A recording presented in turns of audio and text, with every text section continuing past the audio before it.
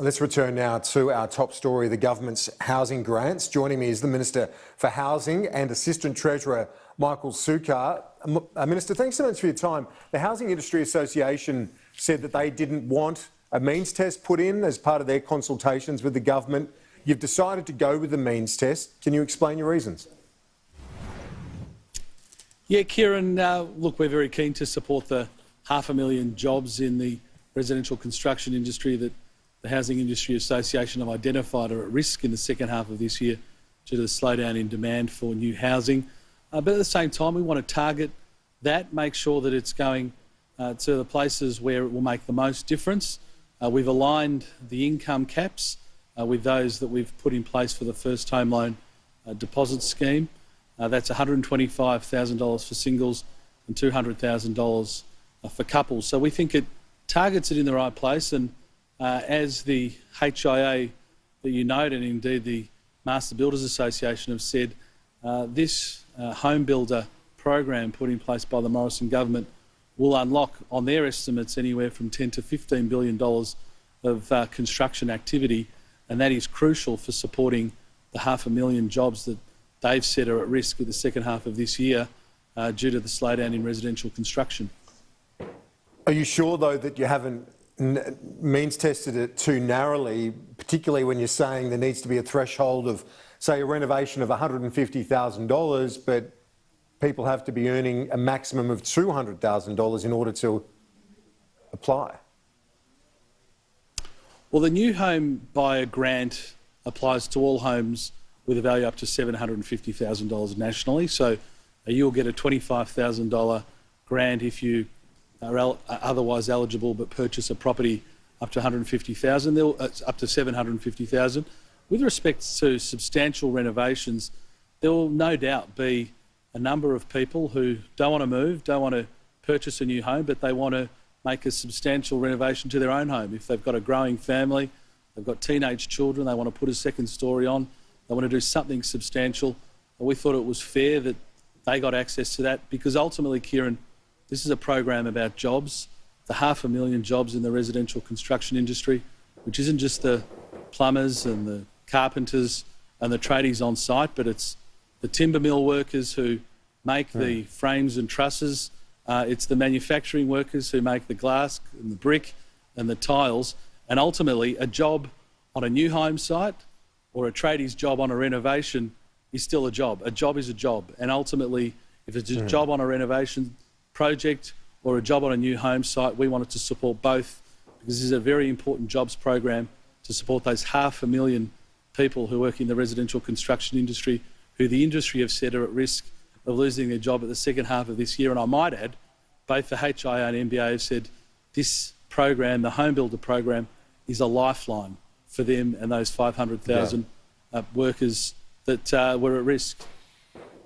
Obviously, you want to have a sense of urgency here to get people investing now by having the deadline set for contracts signed by the end of the year. If it works, if it's fully subscribed and it works and the industry is still struggling, would you consider extending it beyond December 31?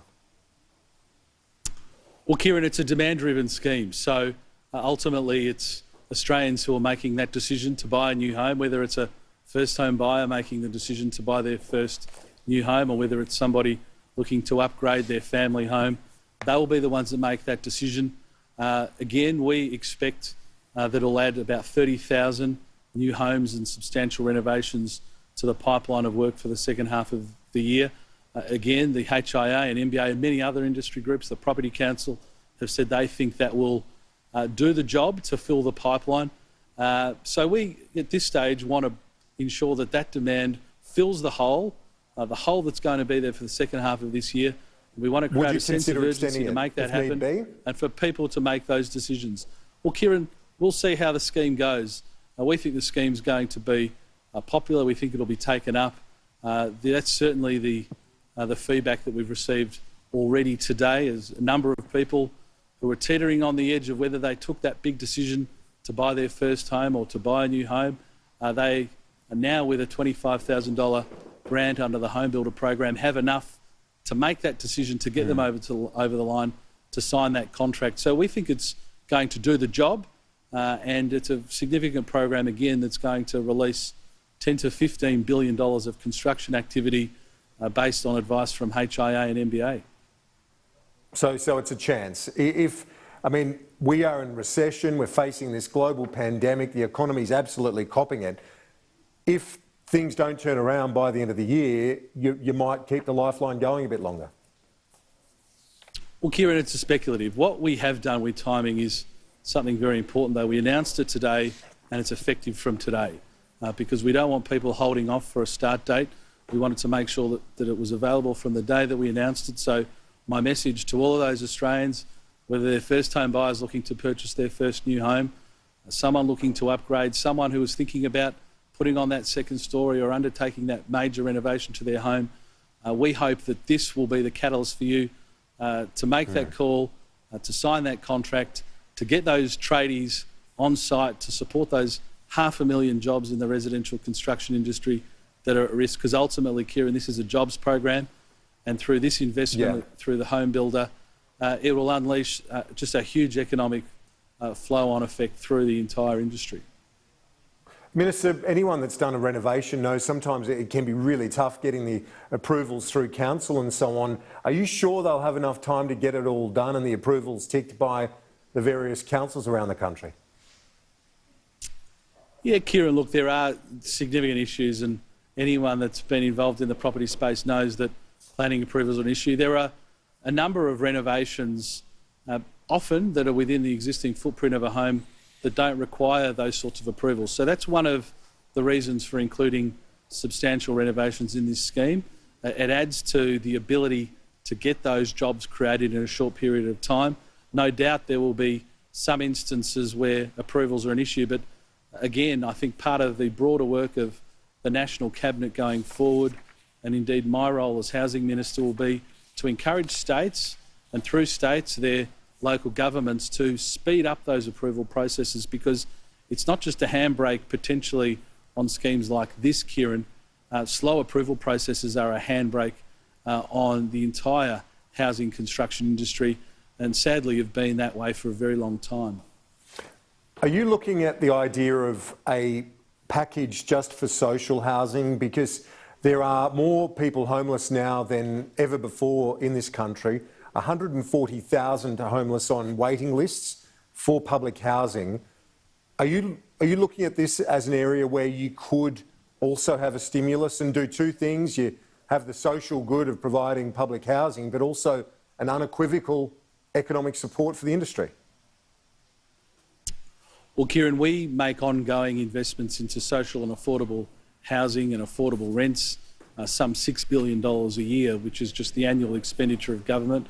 We also set up the National Housing Finance Investment Corporation, which is funneling funds to community housing providers, and which has led to many hundreds of new affordable housing dwellings being built. In fact, I think we can fairly say the Morrison government has stepped into this space more than any federal government before. But ultimately, that is the province of states and territories. We will do our bit. We'll do more than our bit. And we've already shown that. Can you bring some of that money forward? Because if you've got tradies out of work now, can you bring it forward and get them doing that work now? Because as I understand it, the funding for the states is 5 years, a program, $1.5 billion a year. Why not bring the out years forward and say, okay, let's get it done now, given we've got this demand, this need now? Well, we make much greater investments than that through, as I said, the National Housing Finance Investment Corporation, which is a $1 billion infrastructure facility that's available today to those community housing providers to access. So we've engaged very heavily in this space. We've funded it significantly, but at the same time, the announcement today of the Home Builder program means we can bring forward a great deal of demand. We can encourage those Australians to make a decision to buy their first home, buy a new home, undertake a substantial renovation, because the jobs are at risk over the next few months, Kieran, and we need a mechanism to be able to create those jobs, create an environment where those jobs are secure for the second half of this year. That is what the Home Builder does. The industry, every industry group has applauded it because it absolutely achieves that goal of supporting their 500,000 workforce who are, by their estimates, at risk of losing their jobs in the second half of this year without the home builder program. So that's why this mechanism is so important for those jobs. Minister, just finally, I know you've got to get going, but a quick one to finish. If you look at the various support initiatives like JobKeeper wrapping up in September, JobSeeker again at the end of September with the doubling of the rate, you've got this support at the end of December. With all of that support being removed at the same time, is there a concern that you've got as Assistant Treasurer that essentially the economy falls off a cliff at that point? Well, Kieran, will appropriately manage these things. As I've said many times to you over the last few months, there's no such thing as a set and forget in politics and in public policy, and there's certainly no set and forget that you can undertake in unprecedented times like what we're dealing with at the moment. And I think if you look at our track record, we have appropriately met the mark in supporting Australians, supporting small businesses, and now with the home builder program supporting jobs coming out of it. And that will continue, Kieran. And as I said, we will watch these things literally on an hourly, daily basis to make sure that the government's doing all we can. But in the end, with the economy now reopening, with the staging reopening of the economy as set out by the National Cabinet, we're encouraged to see hopefully the economy getting back to some semblance of business as usual. But you're right to say that that's not going to be the case in every sector of the economy, and that's why interventions like this, where we support one of the largest single employers, the residential construction industry, over 1 million employees nationally, that is a sign that we are looking at how we can continue encouraging economic activity and support into the future. Minister for Housing and Assistant Treasurer Michael Sukkar, as always, thanks for your time. Appreciate it. Kieran, thanks so much.